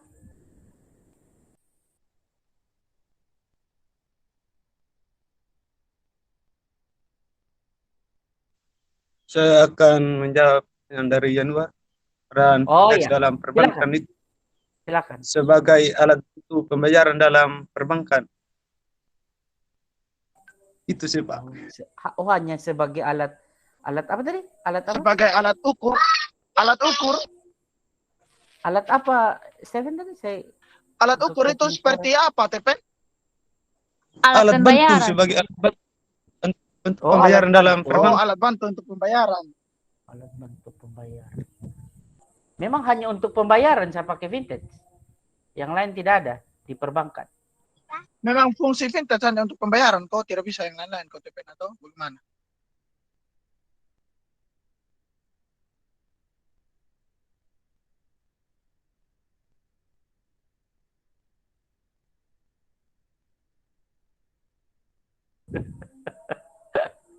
Yang tahu Stephen itu good lah sebagai alat pembayaran. IPA. Stephen pakai ini tidak? Stephen pakai vintage tidak? Stephen? Iya Pak. Pakai vintage tidak? Pakai e-wallet tidak? Tidak. Aduh, kita tanya Stephen dia mana? Pakai Pak. Oh, pakai apa? Pakai apa?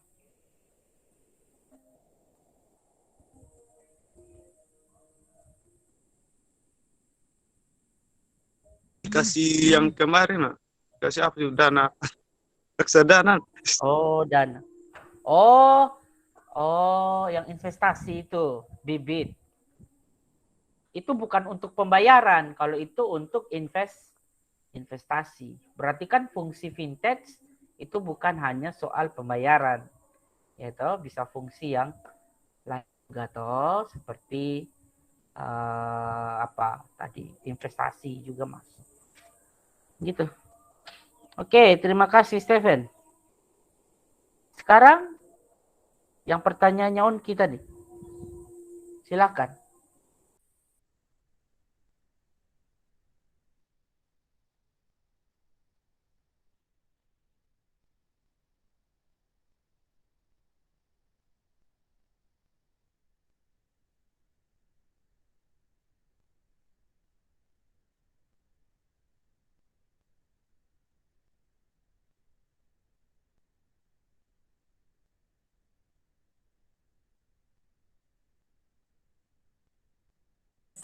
Pak, halo Pak. Kalau misalnya saya bantu kasih buka jalan, masih boleh Pak? Ya. Dari pertanyaannya, Kong. Daripada kita kelas dia membisu begini nih, supaya kumpul. Iya, jadi kalau bagaimana kalau bentuk kebijakannya pemerintah dalam terhadap munculnya fintech ya, pasti pemerintah itu menanggapi ini positif, yaitu salah satunya dia itu dorang mengizinkan melalui OJK pemerintah tuh mengakui keberadaannya fintech begitu. Nah, terus kalau kenapa begitu? Kalau melalui beberapa riset penelitian yang sering saya baca mengenai fintech itu, bahkan karena kan fintech sendiri bisa membantu meningkatkan inklusi keuangan, katanya begitu, dan juga bisa membantu UMKM yang ada begitu.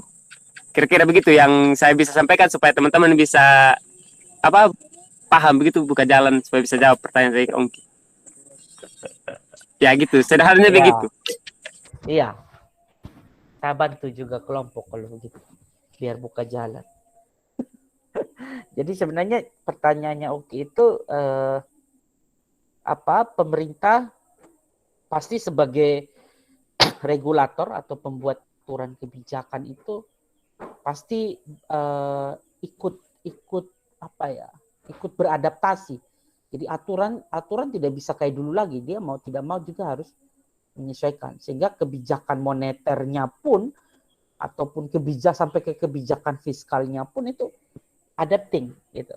Nah, kalau mau tahu lebih lanjut, nonton di Kementerian Keuangan kalau tidak salah, atau pokoknya ada salah satu penjelasan Menteri Keuangan Sri Mulyani gitu ya. Ambil sederhana aja bagaimana misalnya tren pekerjaan orang ini kan berpindah. Orang sekarang sudah jadi tidak mau lagi jadi yang pekerja keras gitu.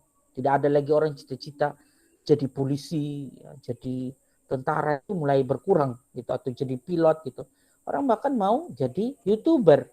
Nah, sedangkan YouTuber itu uangnya banyak, tapi belum ada kebijakan atau aturan pemerintah yang mengatur soal pajaknya. Pajak penghasilannya seorang YouTuber itu nggak diatur.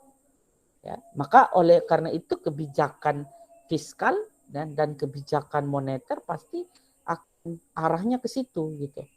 Nah, sama juga dengan vintage ya.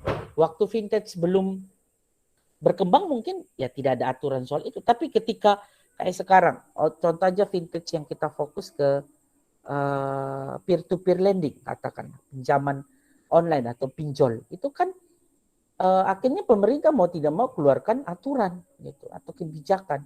Dia selalu update ya perusahaan-perusahaan vintage mana yang tidak benar dalam tanda kutip, terus mereka keluarkan dari daftar supaya masyarakat juga melakukan transaksi dengan vintage dengan nyaman gitu ya. Atau misalnya tadi transaksi pembayaran gitu, itu juga ada aturan-aturan yang harus dipatuhi oleh sejumlah vintage untuk memenuhi standar tertentu begitu. Nah itu saya pikir dampak ke kebijakan moneternya pasti tinggi gitu. Ya, uang apalagi kalau kita lihat mungkin sekarang belum ya. Ketika rupiah nanti ada bentuk digitalnya, uang digital, begitu diluncurkan, saya pernah putar video ya, itu saya pikir pasti dampak paling besar ke yang Ongki tadi, kebijakan moneter. Itu of course 100% kena itu. Ya. Gitu. Dan saya pikir itu juga salah satu kalau ini kita omongnya level makro ya, tapi ini ranahnya sebenarnya ekonomi karena kita singgungannya ke situ oke, tapi sebenarnya ini ranahnya terlalu jauh ya. Kalau ranahnya kita itu kan lebih mikro. Tapi kalau kita angkat ke ranah makro bahwa ya vintage itu bagus juga ya untuk sumber pendapatan negara ya, perputaran ekonominya ada terus gitu. Kita diam di rumah tapi ekonomi jalan. Saya pikir itu juga yang mendorong kenapa di waktu pandemi COVID-19 Indonesia bisa tidak hanya istilahnya stuck di pertumbuhan negatif. Waktu pemerintah mencoba untuk bagaimana regulasi itu diadaptasi dan seterusnya, saya pikir berubah itu. Ya. Berubah dan kebijakan moneter itu dan kalau kita singgung juga ke arah kebijakan fiskal yang dibuat pemerintah itu akhirnya bisa bagaimana mendorong ekonomi Indonesia ke arah yang lebih baik. Gitu ya. Kalau mau baca lagi nanti Ongki bisa search bagaimana startup gitu. Contoh kayak startup terbesar di Asia Tenggara kan sekarang dipegang oleh Goto ya, Gojek dan Tokopedia itu kan sudah merger jadi Goto. Itu kan mereka besar betul di Asia Tenggara ya. Dan itu saya pikir mendorong betul pertumbuhan ekonomi dan pasti dia akan membuat perbaikan pada kebijakan moneter maupun kebijakan fiskal. Ya, tapi kalau ada yang tidak tahu kebijakan moneter, kebijakan fiskal, lihat kembali deh materi kuliah makro ya, ekonomi makro, mikro atau pengantar ilmu ekonomi, saya pikir disinggung di situ. Intinya kalau kebijakan moneter itu terkait dengan uang, gitu, kebijakan uang. Kalau fiskal itu biasanya berhubungan dengan pajak. Gitu. Gimana Onki? Bisa Onki? Bisa Pak. Onki bisa sudah. Kebijakan fiskal itu biasanya berhubungan dengan kebijakan berkaitan dengan pajak ya dan hal-hal yang berhubungan dengan pajak gitu. Kalau moneter ya kebijakan uang. Gitu. Pasti fintech ya pasti berarti kalau kira-kira kalau timbul fintech itu uang yang beredar akan kurang tidak? Uang kertas, uang fisik. Menurut kalian, logika. Dengan hadirnya fintech.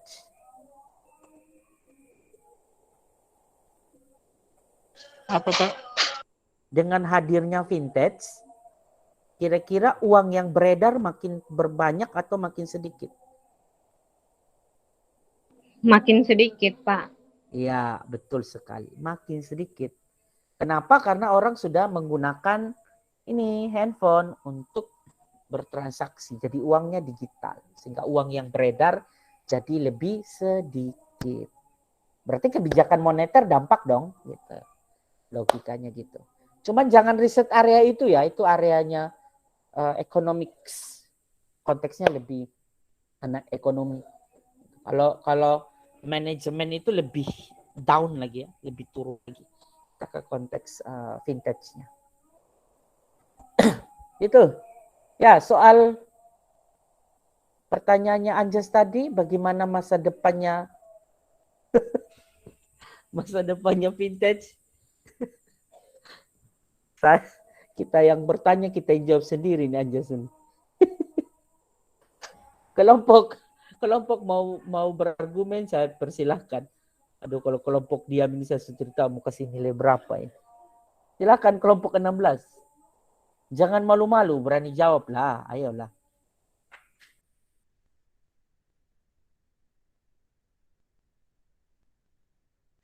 Anjas itu kayak bukan pertanyaan itu.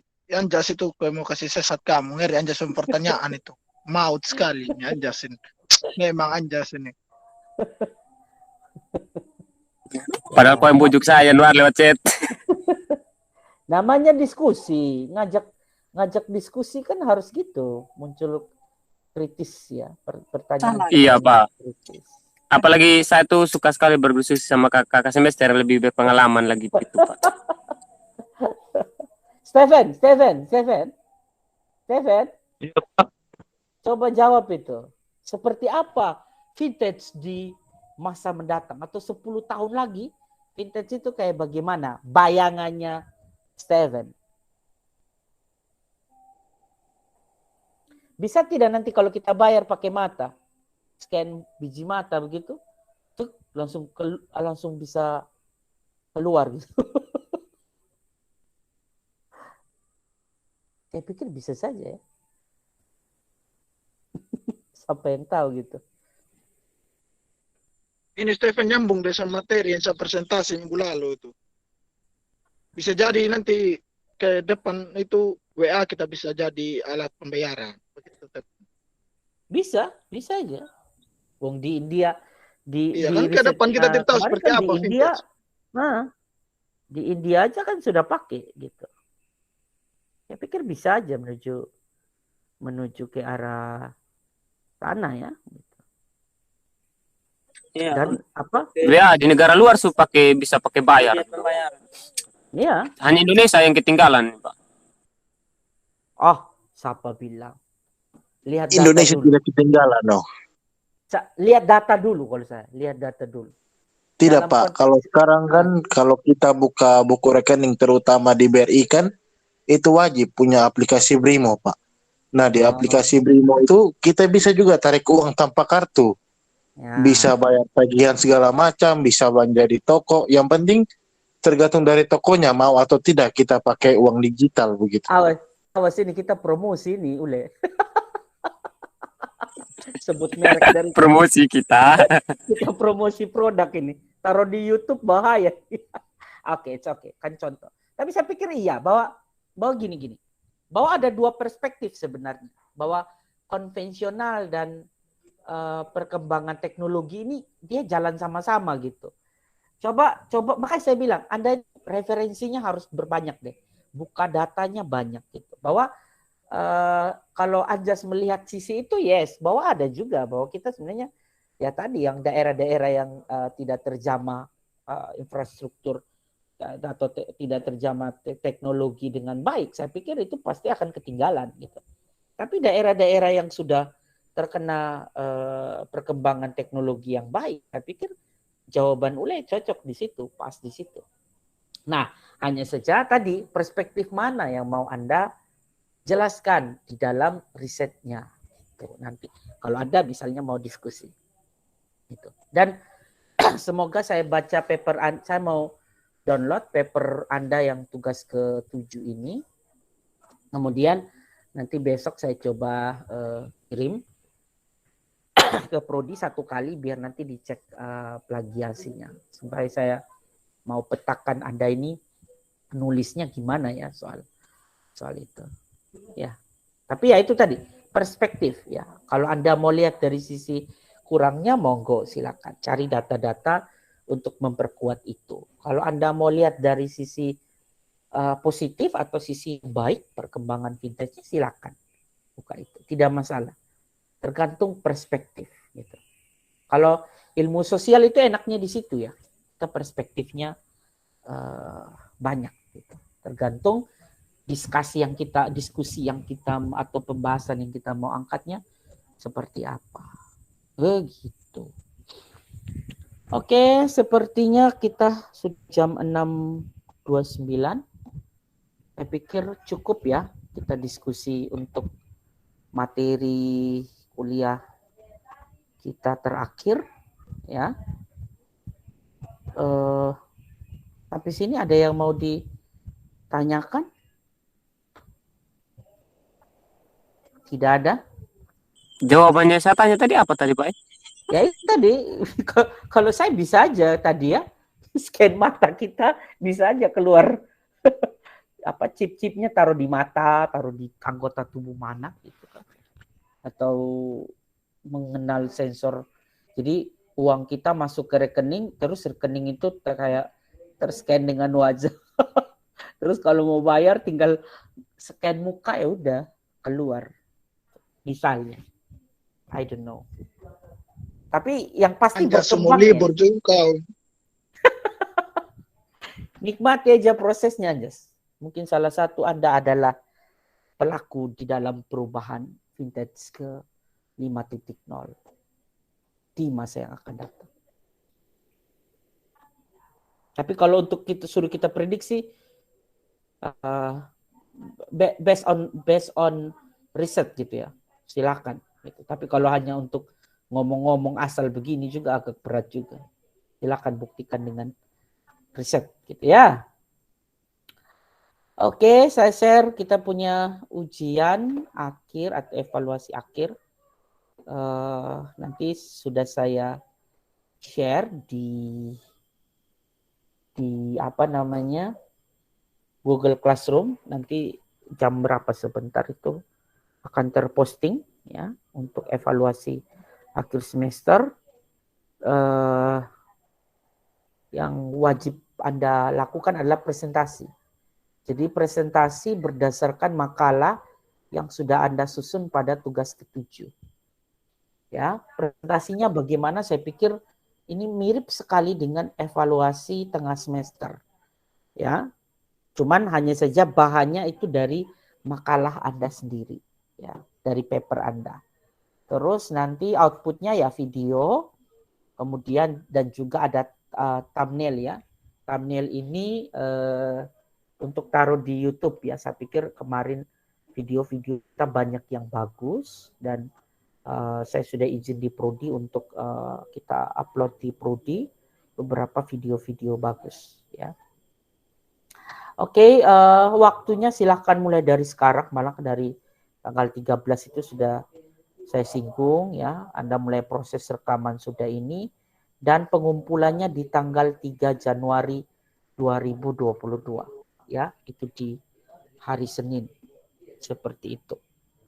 Semua presentasi dokumennya sudah masuk. Atau masih libur tanggal 3 ini? Ini saya tidak tahu edarannya sampai kapan. Masih libur, Pak. Ada edarannya? Siapa yang bilang? Mana buktinya? Tidak ada. Kita masuk sekitar tanggal 4 atau tanggal 5. Pak. Nah, itu dia kan edarannya belum di kalender, ada. Pak. Ya, selama edarannya Januari belum ada, dorong terus kita jatuh dalam dosa. Ya, kita taruh aja di tanggal 3 ya. Supaya pekerjaan Anda tuntas gitu. Supaya libur Anda betul-betul libur dengan baik gitu. Kalau masih libur tinggal saya geser aja ke tanggal 10 toh. Bisa toh? Bisa, Pak. Bisa, Pak. Jangan gugup gitu nah, jangan santai kalau dari saya, jangan langsung tanggal 3 gitu. Tidak gugup, Pak. Apa-apa. Hanya tekanan batin habis presentasi. Libur dengan tugas kita nih Pak. Natal sekalian tugas UAS. Tidak apa-apa. Tuhan Yesus tahu juga bahwa anak-anaknya lagi berjuang. Kita pergumulan. Itu aja.